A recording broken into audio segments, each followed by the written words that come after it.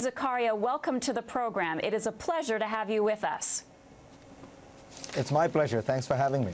Let's begin with the political scene in the United States. Iowa is just a few weeks away, and according to the polls, Newt Gingrich is the front runner. How do you explain his fall and then his rise? I think what you're witnessing is the rise of a new Republican Party. The old Republican Party was a very hierarchical party. It always nominated the front runner, the guy who had waited his turn, the guy who had run before. If you think about John McCain, Bob Dole, George Bush Sr., Richard Nixon, these were all the traditional front-running candidate, and Mitt Romney is that guy.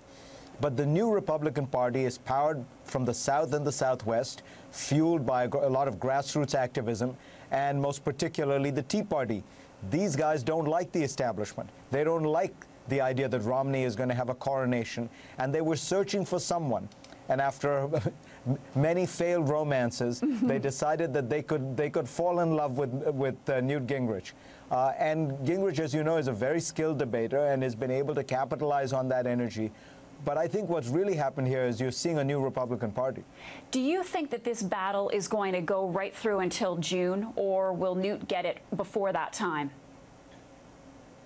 My own guess is that unless he implodes, and that certainly is a possibility, it's his for the taking, because the party simply is not enthusiastic about Romney.